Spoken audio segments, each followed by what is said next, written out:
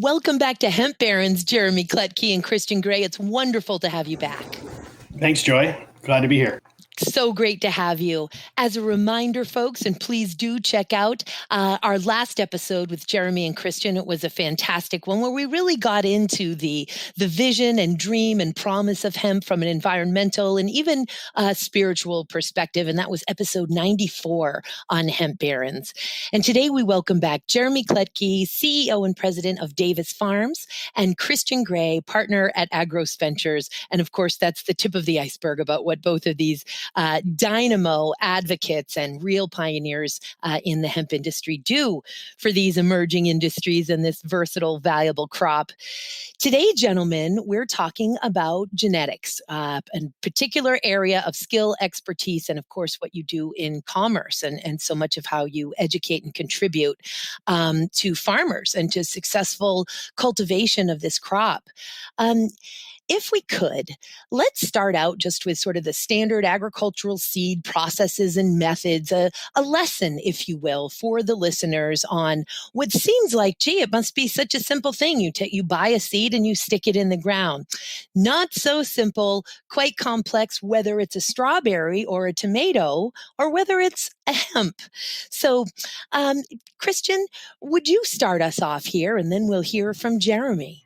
Absolutely. Yeah. And we'll keep it very conversational. I don't, everything I know about this process, Jeremy probably has in his pinky, right? So I'm actually new to the conversation. Thanks, Christian. And as I like to, remind folks, I'm not a farmer. I'm not a horticulturist. The last time I grew something with intent was Future Farmers of America in high school. So I was about 1986.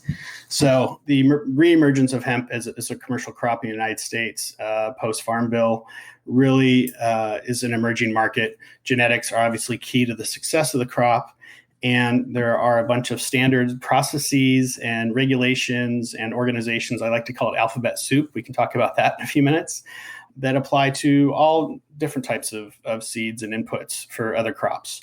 So there are regulations and requirements around labeling, around seed sales registrations, seed propagation, et cetera, et cetera. So that's just the tip of the iceberg, and we'll get into more of it. Jeremy, you want to jump in?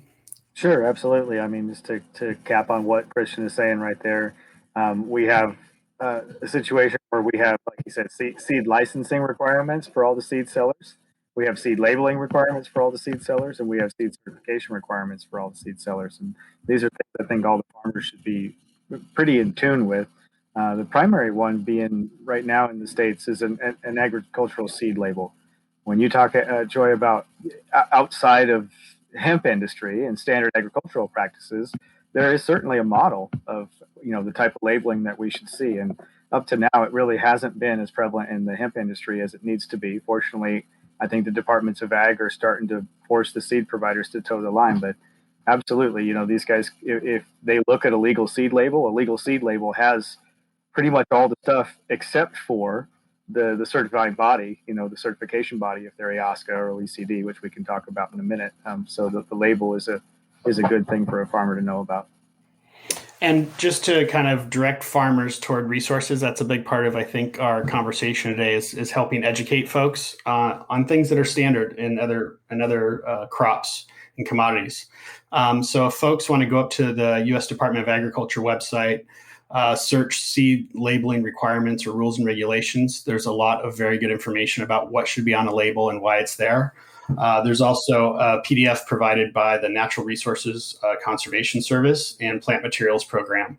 And there's a simplified guide that's a couple pages long that'll walk you through things like the variety and cultivar release name, lot number, origin, net weight, percent of pure seed, percent of inert matter. So these are not seeds that are going to grow. Foreign seed, yeah. Foreign seed, weed seed, name of restricted noxious seed. And all these things are very standard and normal in agriculture, and hemp will get there too.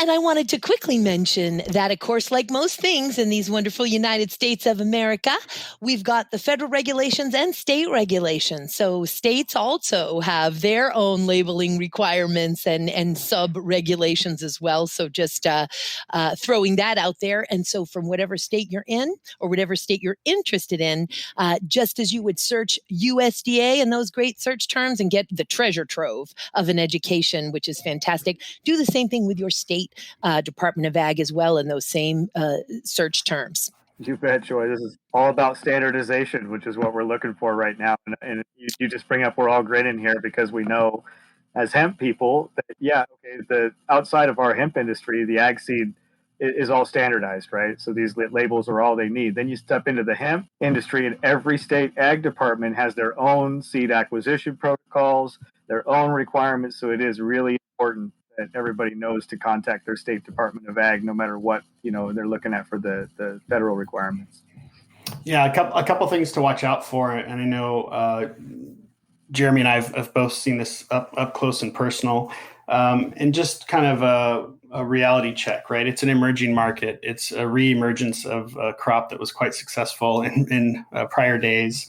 And everybody's trying to do their best, right? The Departments of Ag are trying to do their best. IOSCA, other certifying bodies. You've got the crop improvement agencies at a state level, and no one has it all figured out. Many of the certified versions of industrialized hemp are going to be fiber and grain varieties. You're not going to see as many certified CBD producing, let alone CBG or CBN or whatever the hot new compound is that everybody's chasing. And when you do find a state crop improvement agency has actually certified a cultivar and given it the very important blue label, right? That doesn't necessarily mean that variety won't potentially violate regulatory requirements and could potentially go hot or exceed the maximum THC levels. So while all these organizations and certification programs and approved cultivars lists are helping to guide the farmers towards good decisions, don't necessarily believe that that's going to keep you out of harm's way, right? So you may have to do a little additional digging or get advice or feedback from your genetics folks or crop consultants in addition to those lists. That's huge, Christian. And let's go back for a moment as we throw around that term, that acronym AOSCA, the Association of Official Seed Certifying Agencies. And if one of you fine gents will explain to our listeners what that is. And also, I wanted to mention, just a ground level sort of lesson here is why is it that we have mostly grain and fiber varieties certified at the international level? Because certainly the OECD, the Organization for Economic Cooperative Development, as well, has been certifying them. And that's because it takes some years to really make a unique, distinct, and stable genetics. It doesn't happen overnight. It takes anywhere from, and Jeremy will please correct me if I'm misspeaking at all here, 7 to 10 years, if not longer, for that to accomplish from my understanding, and Jeremy will fine tune and polish that up. And so these extract varieties of hemp, again, this idea of extracting non-intoxicating cannabinoids from the hemp plant sort of hit all of us like a ton of bricks. For me, around 2014, discussions had been happening around 2011. And so we're in that time period now of creating and maintaining in a breeding program genetics so that we can arrive at these unique, distinct, stable seeds that will allow for extract varieties to meet those standard requirements to really be a pedigreed certified seed. Hit us, Jeremy. Okay, well, I guess again, capping on what Christian said a minute ago, I'll just say that I'm really happy that he brought up that standard seed labeling and oftentimes any kind of blue tag requirements, which would be AOSCA or OECD, they don't check all the boxes for what a farmer needs to look at for hemp seed. They're not going to address the feminization rates, which when we're talking about primarily feminized seed for resin producing or for extract producing plants, and they're certainly not going to address total THC.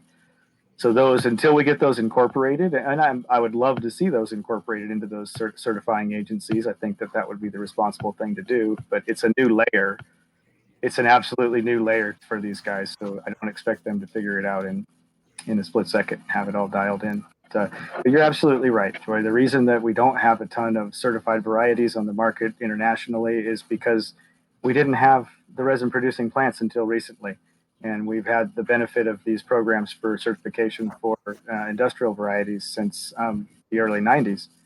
And so there's been time for these varieties to develop, to be proven true, to everything to happen for them to get the requirements met to get these tags. And I would say this, we're very, very close to starting to see OECD varieties on the resin side. So it's kind of exciting. Very, very exciting. How about some of those unique labeling requirements? Let's move on to that, if we could, gentlemen. Which one of you would like to start us on labeling requirements, just in general, some things that the listeners would, and farmers in particular, would find interesting or helpful in their search? Yeah. So, just some of the things that you should be seeing on standard labels, right? I highlighted some of those earlier, but, clearly you should be seeing the name of the company that it's coming from, things like the address and phone number. And those sound obvious, except that the way seeds have been sold for the last 3 to 4 years, you got folks with duffel bags and transactions happening in the feedlot, and dioecious, monoecious, people are buying seeds that they think are feminized, resin producing, and they're actually getting a grain or fiber crop. So just having very specific numbers that are measured by a third party, often a lab, where you send in a certain amount of seeds. This is all learning from me in the last few years, to get germ rates, right, and see what the standard germination is, or to find out the purity of that lot of seeds. And because seeds get produced in pretty large batches, sometimes one batch may be different than the next batch. So knowing what lot you're buying and the purity of that lot is going to have a significant impact on the success of those seeds when they go in the ground or go in the trays. So purity, inert matter, we talked about germ rates. These are some of the things that are standard. The lot number, the date it was tested. And a lot of farmers aren't seeing those labels today, unfortunately, on a consistent basis. So the more we can inform folks about what they should be seeing or be asking for, the more compliance we can get, and hopefully better outcomes. How could a farmer, and I also wanted to quickly mention for our non-farmers who are listening today, that when we say germ rates, that is a shorthand for germination, yes. Not an actual germ. Germination is what we're talking about with germ rates there. How can, and I think I'm unfortunately, in most cases, when it comes to extract varieties, know the answer to this question, but so that we can sort of educate folks here, how can a farmer check on the purity or source of their seed? They're given a document by a person.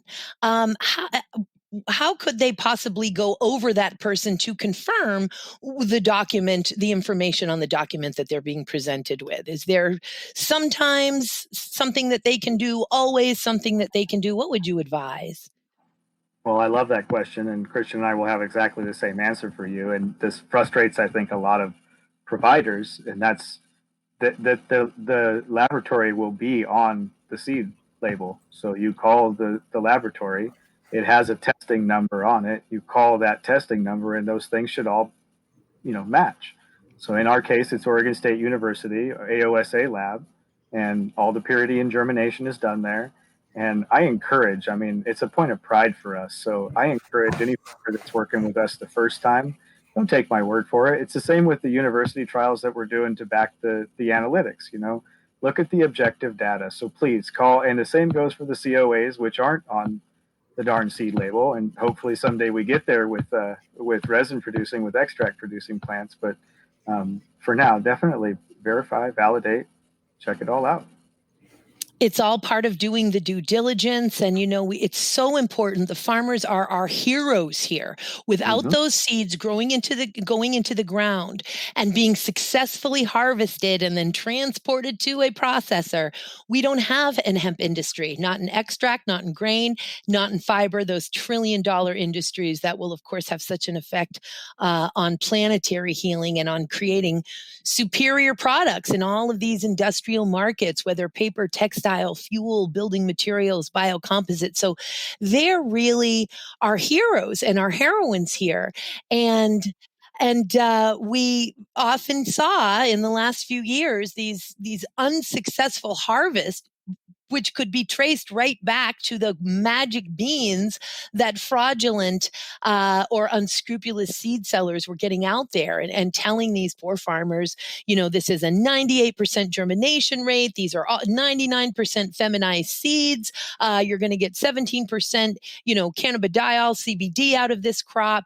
And then come to find out, there were nightmares. And I realize this is an extreme nightmare, but, one field that had 17 phenotypes, not at all anything uniform, and pulling males. And of course, when we talk about pulling males, audience, we're talking about pulling male plants which pollinate the female or the feminized plants, and it's laborious to pull those plants. So a farmer has their labor budget set up. A good farmer's a year or two before they move into that endeavor. And so when all of a sudden there is this incredibly labor-intensive tasks like weeding out male hemp plants from your feminized hemp field, that's extra labor. I mean, that right there can ruin your harvest and take away any profit that you were thinking about getting. So it's so important to buy your seeds from scrupulous seed sellers of integrity with tremendous knowledge and real skin in the game of these emerging hemp industries, like Jeremy and Christian, essentially. Tell us about what can be purchased, and then we'll get some more into lessons. But so we don't really miss the mark here, is where can we get this stuff? Please tell us, guys, a little bit about how folks can purchase seeds through you. So the reality is, every farmer or others seeking genetics for their projects, they due diligence is exactly right, and getting engaged. So having conversations with my team, having conversations with Jeremy's folks. One of the things I like to use is really Breeders Direct, getting to talk to the breeders, getting to talk to the propagators, because there's so many brokers and middlemen, and they serve a very specific purpose. And many of them are ethical and doing a good job to represent what they have. But if you don't talk to the source, you're going to miss something, or you're not going to get the full picture. And not every variety is meant for every microclimate, and not every variety is going to perform in every type of soil and every nutrient mix. So I think working with breeders like Jeremy and others who are focused on delivering high quality genetics to the market is a first step. Clearly doing due diligence, talking to other farmers, talking to some of the folks at the crop improvement agencies, getting engaged in your local Department of Ag, and finding out what they know and what they don't know, and when they learned it and how did they learn it. It's really a process. Yeah, and just what Captain on what Christian says, this is why we work together, is because he believes in this philosophy, as do I, that while the industry is developing and it's nascent and it's a little bit volatile, and we do have some of these bad actors, and can you blame them? There's a lot of money in the space, right? But while we have that, I think it's really important for you to be able to contact the breeder or connect with the breeder. And so that's one of the practices that I think is, great about Christian. He's out there trying to connect farmers, but one of the things about him is that he won't let a farmer purchase seed without talking to the breeder of the seed wherever possible. So I stand behind that as well. And, I flog myself a little bit, and I get a little tired this time of year because I put myself out there, but I've said it on, I think I probably said it here, and I've said it, in a number of other places, that while the industry is building, while it's developing, this is what we need to do. The people who understand the plant and understand their plants in particular need to communicate with the farmer. I mean, eventually we get to filial 7 and 11, and we have plants that are, not speaking in the science term, but plants that are completely true to type, like a corn plant. But for right now, we're not there. And, unfortunately, there are just a lot of space. So talking to the breeder is a really good way to avoid that. And also, lastly, talking to your state Department of Ag and your resources in your community, because more and more, 4 years ago, they didn't have the answers, but now they're hearing it, and they're tired of failure. I mean, we have high rates of failure, I think 22% in Michigan last year. And so you talk to MDARD, these guys are, adamant about trying to connect their farmers with good breeders. So that's another good resource. They were quiet. They're government officials. They didn't want to get involved in sort of the liability of, pushing people into a private business, but now more and more they recognize that it's critical for them to do so. So don't hesitate to call them. I think another piece is the engagement. So thanks to Morris and team, NoCo 7's around the corner. So you got to go talk to people. And if you're comfortable getting into the shows and talking to the folks at the booth, you're going to hear, a lot of sales and marketing, but then you got to do your due diligence on it, right? And I think the point about the various crop improvement agencies or associations, the various departments of ag, is they're all learning too. Sometimes it's really the farmer educating the department or the ag commissioner. And they can't be experts on everything. I mean, when you look at the amount of seeds and genetics that IOSCA and related associations are managing, whether it's sunflower seeds or peanut seeds or corn seeds, there's a lot there. And a lot of those varieties have been around for 100 years, right? And it's a very different conversation.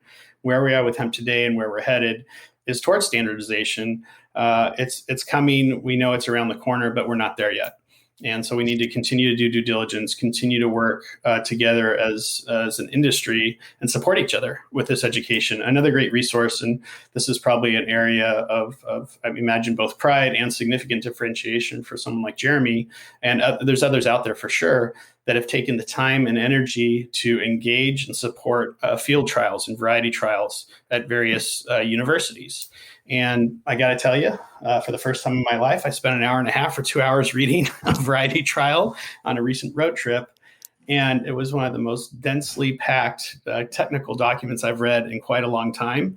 And I got a serious education reading that document. And if I was whose variety trial was that? I think that was the University of Vermont Extension Program. Let me see. I think it's on my desktop. Our variety trial, we were in that. I'm bragging. Yeah, you were in there for sure.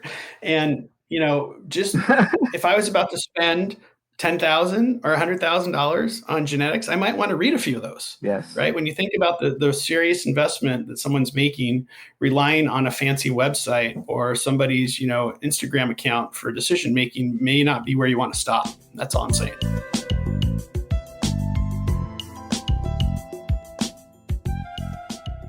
Indeed. And you know what? I realize there's an important piece here when we talk about all of the time that it takes, not just for variety trials, but again for breeding. And I know people and generations who have worked decades to create unique, distinct, and stable hemp varieties in the grain and fiber market. And of course, the situation that we're dealing with here in the United States is somewhat unique to the United States in that different European countries and Canada, of course, have been regulating the crop for 20 plus years longer than we have now, not for extract varieties. That we're sharing all of that sort of chaos and confusion globally. But certainly in terms of certified pedigreed seeds in the grain and fiber markets of hemp, those have been going on. And for years, folks have been able to breed, get them certified. They're out in the market now. And then, of course, we have this interesting sort of philosophical debate of free the seed, man. Free seeds. Seeds belong to all of us. And quoting of the Bible and every other thing that you can imagine around this, seeds belong to all of us, and they should be free conversation. And we'll get to utopia in maybe hundreds of years from now, maybe 20 years. I don't know. Right now, however, that we have a system in place throughout the planet, and certainly here in the United States, and material transfer agreements and intellectual property rights absolutely play a part in this stream of commerce that is agricultural seed sold for agricultural purposes. And so there are generally material transfer agreements when seeds exchange hands with limitations so as to preserve the intellectual property rights of the breeder or whoever it is that has taken a lawful ownership of those genetics. I'm interested to hear what you gentlemen would have to say about intellectual property rights and things to be aware of and respectful of in general. Excellent. I'm happy to take a shot, Jeremy. And then, and My perspective on this is really that of a layperson, right? I haven't spent the sweat and tears and blood and the dirt under the nails and the hours in the greenhouses to breed these plants, but I know quite a few folks that have. And I think what you're bringing up is critical to understand the value of the time and energy invested in these breeding programs. Thousands of hours and literally millions of dollars being spent to get to these varieties that those breeders want to be rewarded for. There's been discussions and conversations around the Open Cannabis Project and some things that happened there that weren't too great for some folks that were trying to contribute to this body of work. And intellectual property rights, plant varietal protection. There's a whole wave coming around cannabis and industrialized hemp and intellectual property, and the ability to actually monetize a variety beyond selling a clone or a seed or a start, right? So the whole idea of licensing. And we're just starting to see this really develop, once again, emerging markets, emerging intellectual property rights, emerging royalty streams. But there's definitely folks like Dale Hunt and the folks at Breeders' Best and a few other folks in the industry that are trying to help protect the rights of breeders, make sure they get compensated for all their hard work, time, and energy, and give them a path to move forward for economic gain that's fair and equitable. And that's what I think we all hope for. Jeremy, you can speak to it too. Sure. And I can speak to another side of it, because what you are talking about is critical. And that's the standpoint of allowing these people who have spent the time and energy to create these varieties. Like you said, Joy, some of them, these people have been working for 15, 20 plus years to create these varieties. And, the beautiful thing is I think most of that's done altruistically. I don't think they do it to capitalize or get a mailbox check, but do they deserve one? Absolutely. If this is going to be turned into revenue, why shouldn't those people who did that reading, end up with a piece of that? And I'm not speaking really from my side. I'm really speaking for the person that, doesn't have the ability to really do all the work to get it out there, commercialize it, do all that heavy lifting, compared to a giant company that can come up with 20 or 30 patents. Because they can't do that work, do they not deserve a piece of something that they created? And especially with cannabis and hemp, this becomes personal because of the war of genocide that took place against this plant for so long. And these people, to me, in many cases, these are warriors. These are warriors and preservationists against genocide. So there's a passion there. But, let me step outside of that passion for a moment and talk about it from another side of, altruistically, like not doing it from a point of monetizing something. And so, yes, I have millions of dollars into creating these varieties that we've created and commercialized. That wasn't the reason that we did it, though, was so that we could see the millions of dollars come back, right? And so I want to be clear with you when I say the reason that we did it, the reason we went for IP protection, the reason that we put material transfers out. The reason that we do that is so that we can more freely open the plant to other people. And I want to explain that to you, that we have a scenario where your business is as large as it is and has as much profitability as it is. Inevitably, you're going to attract players that may not operate as fairly as others, let's just say. And so the best way for anybody at any level to protect the work that they have, because it gives you an equal playing field, is to create some IP protection.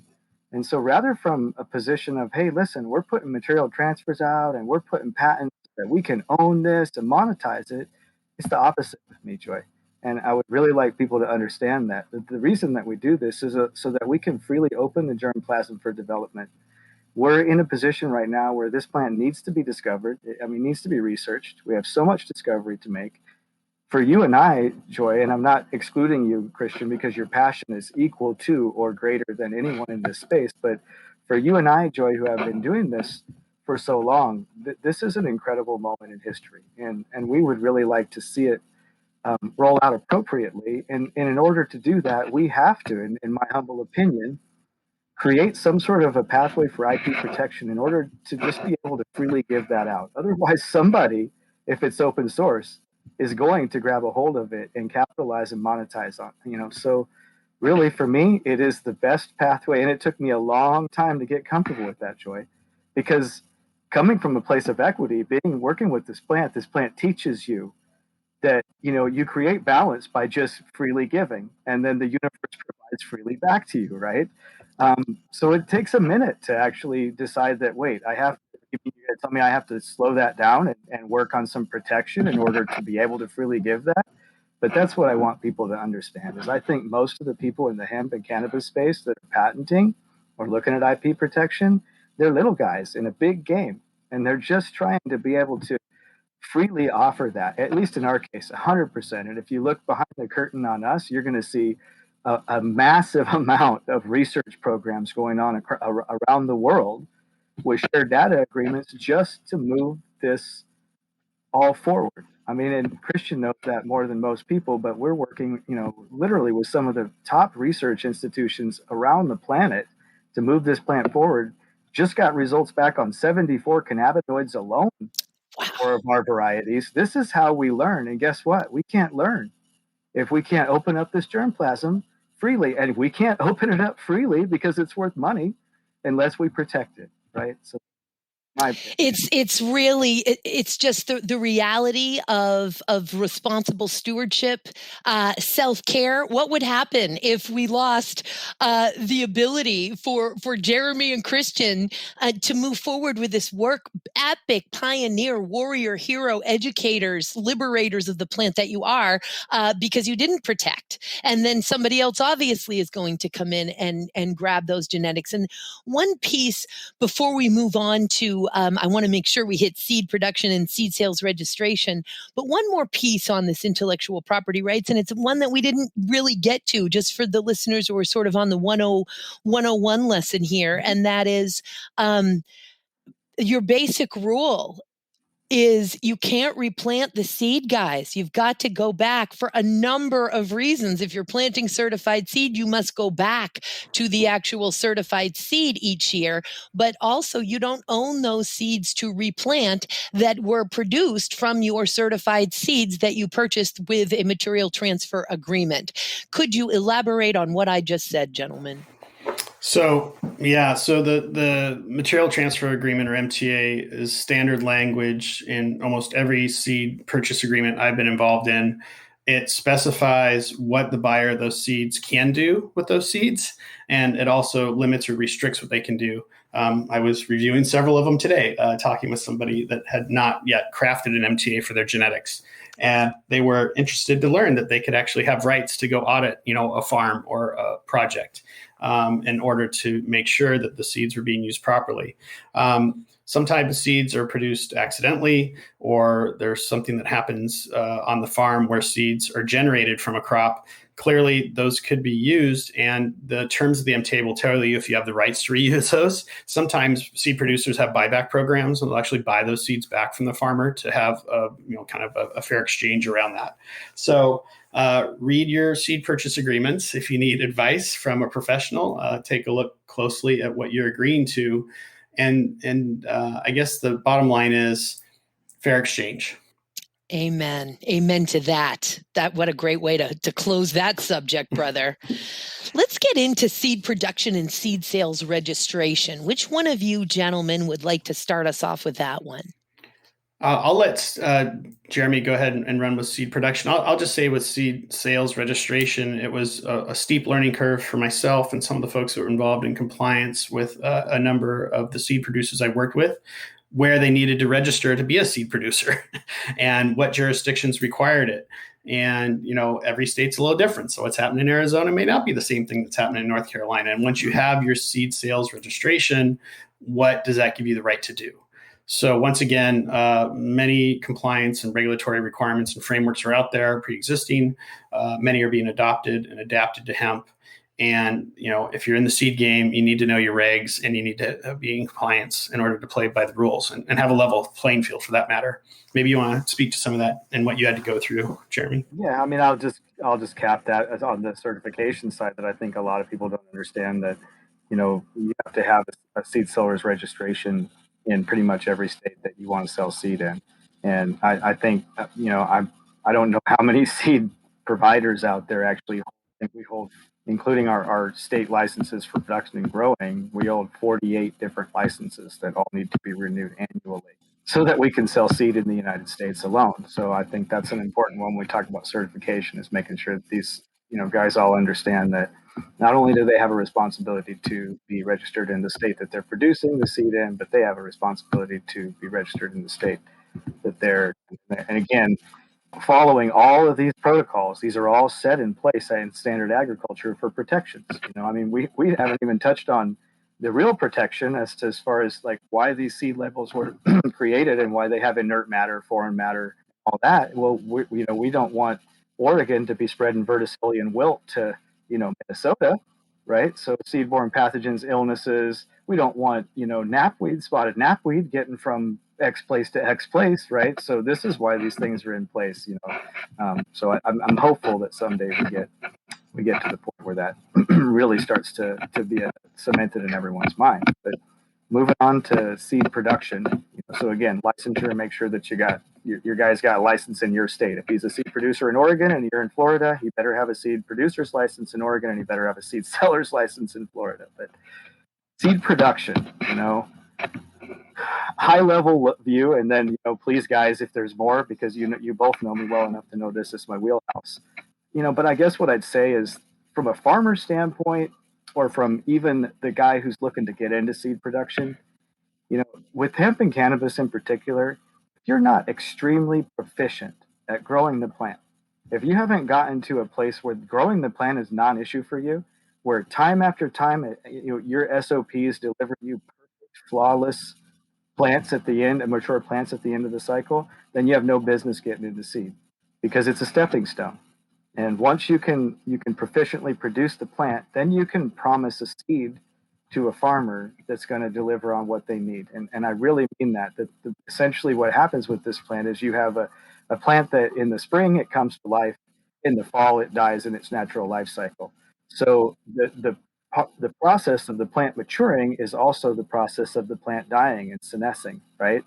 And so now you have a situation where, and I don't think a lot of people understand this, but to produce a mature cannabis flower, generally speaking, if we were to take that into indoor terms, where you go from an 18-12, straight out, you have an 8-week flowering cycle. So if you take that 8-week flowering cycle for producing a mature cannabis flower, extend that another 4 weeks to produce a seed.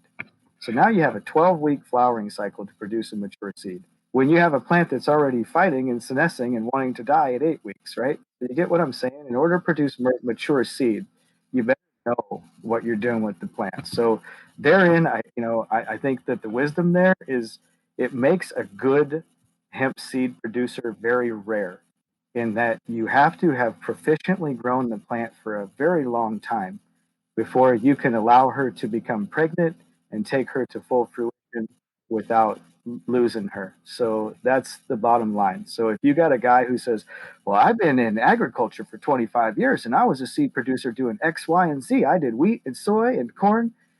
Doesn't translate. It doesn't play, just because of the production cycle, right? So there would be my high level on seed, and I'm happy to dive into any other facet that you guys want to hear about. I think another great point that you could probably touch on, Jeremy, and this is the one that's critical to, obviously cannabinoid farming, if we can call it that, and people focused on the resin and extraction. And Joy brought it up from another dimension, looking at rogues and males, is feminization, and that there's specific methodologies and arguably even trade secrets around the feminization process, because not all feminized seed is created equal. Is what I've seen out in the field. No, and how do I touch on that? Yeah. Well, you don't have to talk about your process. I'm completely kidding.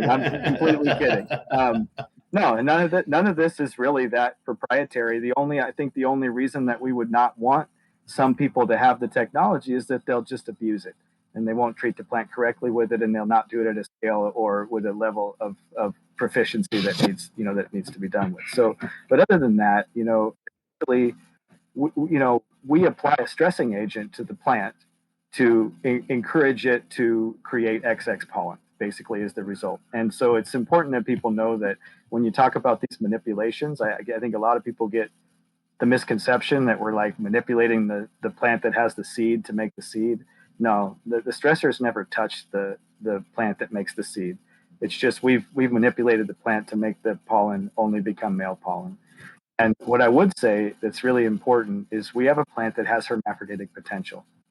And in my experience, generally, if you can completely feminize, if you can completely masculinize, if you can completely reverse a plant so that it will produce XX pollen, then you don't have any XY pollen in there. The XY pollen comes from the hermaphroditic potential. It comes from the bract pollen and other places in the plant. So if you have bad lines that you're breeding with, that's where you really impact your feminization rate. And, I would say to you, unfortunately, half or better of the lines out there are bad lines that have hermaphroditic potential. So knowing the lineage is really the way to help reduce the feminization. And I mean, really have to tell you guys, inside of the circles, of people who are doing the breeding, you either hit it or you don't. The problem with fem comes from bad lines, hermaphroditic potential, and bad genetics to start with. So it's no stability work. And therein lies why it takes 7 to 10 or 14 years, like you say, Joy, to do this, is you're stabilizing the plant and you're, limiting the hermaphroditic potential over time. And I would go as far as to say, the plant learns from you and you learn from it. And so you have to take the time to train the plants, the lines, before you ever take the time to reverse them and create seed from them to reduce the hermaphroditic potential. If you do that, then the fem comes out great. You have 100% fem seed. It translates out to the field to these very high fem rates. I mean, our frequency is 1 in 5,000 on the high side, 1 in 9,000 on the low side. Wow. Yeah, we've had farmers come back and say, we found one true male in 11,700 plants. I think that's the lowest frequency that we've heard. Wow. Yeah, so if you hit it, you hit it. But it's the stability work. And anytime you're racing to commercialize something, you're cutting corners, you're going to expose yourselves to that. So again, from a farmer's standpoint, do not touch seed from breeders that haven't been in the game for a while, that don't know their lines, right? 110%. It's really the biggest lesson of this show. And I couldn't have asked for two more integral educating warriors here to help teach it. Is know who you're buying your seeds from.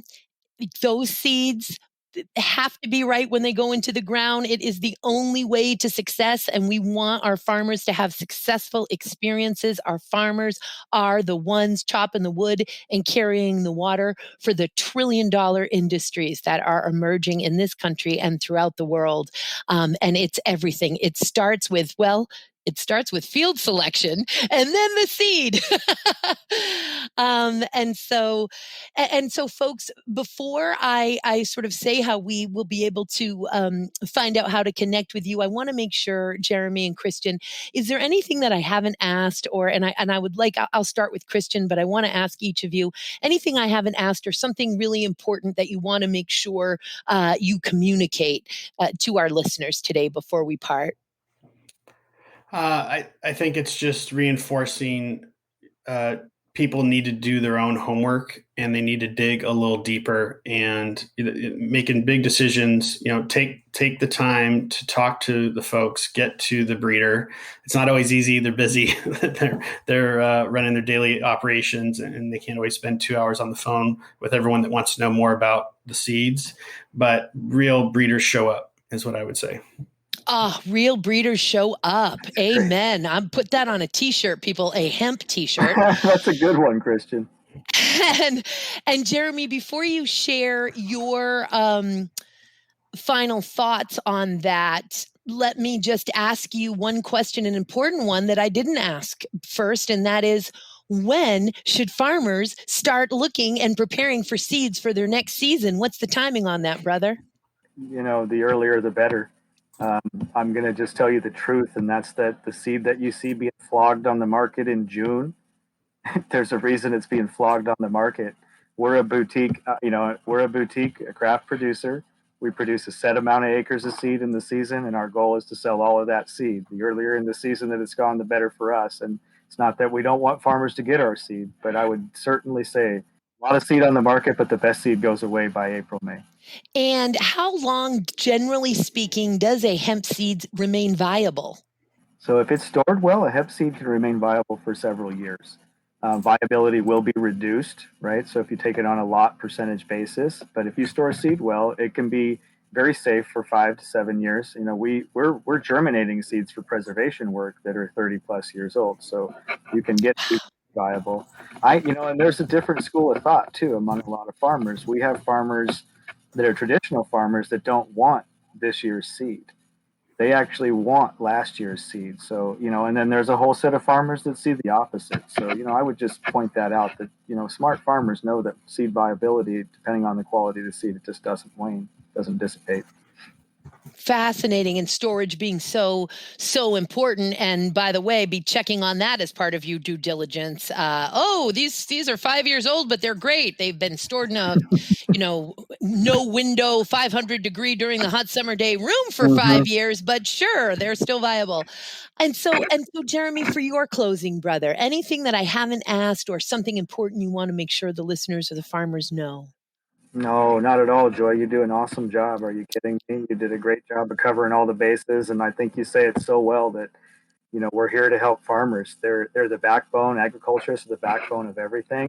And I think what really woke me up here, Joy, to what's going on in this particular, facet of agriculture is a situation where these farmers have sometimes for generations worked to gain the input capital to put into the field every year, pull a crop off, and at the end of the season, and get the cream off the top of that input capital, live off of it for the year, maybe buy a new truck, and then put that same input capital back into the ground next year. And now we have these farmers, these seed producers that are going after their input capital, and they're hurting farmers in a way that they can't plant next year. And a lot of them will lose the farm. So I think that's got me really fired up. And I think it's very important that we get past this moment in history and help farmers really move into a better paradigm of hemp farming. Well, we're getting past it with gentlemen and gals like you on the job, I can tell you that. Jeremy Klettke, CEO and president of Davis Farms, Christian Gray, partner at Agros Ventures, and my two brothers who I just love and respect so much and can't wait to have on again. Folks, if you want to know how to get in touch with these gentlemen or where their websites are, please go to podCONX. That's PODCONX, podconx.com. Hit that Hemp Barons tab, and we'll have all of those the websites and information about Jeremy and Christian there. Clearly, two gentlemen who know what they're doing and are really putting their best foot forward, their time and their hearts and their minds, making sure that we can deliver on the promise of hemp. Gentlemen, brothers, thank you so much for being with me today. Thank you so much. Good seeing you, Jeremy. Thank you, Joy. Appreciate it. Have a great day. You too, guys. Thank you. Till next time.